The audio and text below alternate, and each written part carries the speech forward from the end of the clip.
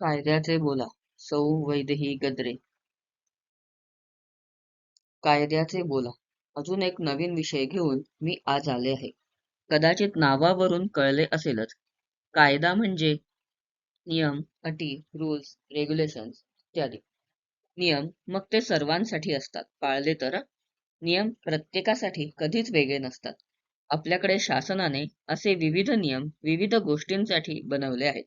अगदी साधे सोपे नियम म्हणजे गाडी चालवताना सीट बेल्ट लावणे, टू व्हीलर्स चालवताना हेल्मेट घालणे, सिग्नल पाळणे.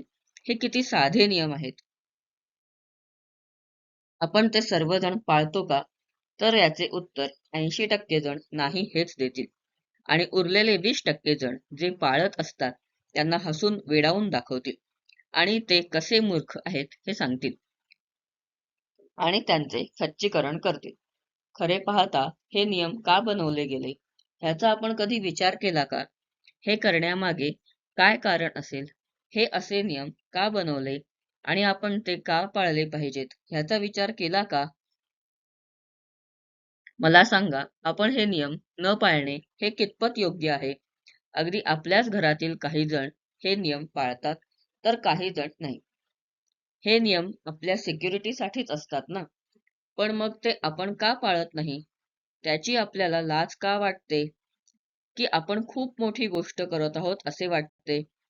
वास्तविक पाहता जे कोणी हे नियम पाळत नाहीत म्हणजे आपण खूप मोठे बक्षीस मिळवण्यासारखे करतो असे त्यांना वाटते. मला कधी कधी हा प्रश्न पडतो, आपण का नियम बनवले? जर ते पाळायचेच नसतील तर? प्रत्येक देशाची स्वतंत्र असे काही नियम आहेत आणि ते जर पाळले नाहीत तर एवढी मोठी शिक्षा का दिली जाते? नियमच आपण पाळत नाही ना, मग एवढा मोठा दंड का? त्याच क्षणी दुसरा एक विचार आला. जर आपण नियम पाळले तर आपण जर हे नियम नियमित पाळत असू तर भारत देशातील अपघातांची संख्या 50% नक्कीच कमी होईल. ह्यात शंका नाही. तसेच बलात्काराचे प्रमाण देखील कमी होईल. कारण काही जण स्वतःचे तसेच आपल्या आजूबाजूचे जे माणुसकीचे नियम आहेत ते पाळत नाहीत. जर त्यांनी ते नियम पाळले तर ह्या देखील गोष्टी काही प्रमाणात नक्कीच कमी होतील. बघा पटतंय का? तसेच आपण फोनवर बोलताना जर गाडी चालवत असू आणि त्या नादात आपण रस्ता न बघता ओलांडला तर नुकसान कोणाचे? आपले की आपल्या सरकारचे? बाजूने गाडी येते पण आपण फोनवर बोलण्यात बिझी आहोत आणि ती गाडी आपल्याला दिसलीच नाही तर? त्यामुळे हा सर्व विचार करून नियम नक्कीच पाळा, जेणेकरून आपण आणि आपली माणसे सुखी राहू. आपली आवड आपल्यातील कला जाणून घेण्यासाठी आपल्याला कलाधिपती ह्या पुस्तकाचा देखील उपयोग होऊ शकतो.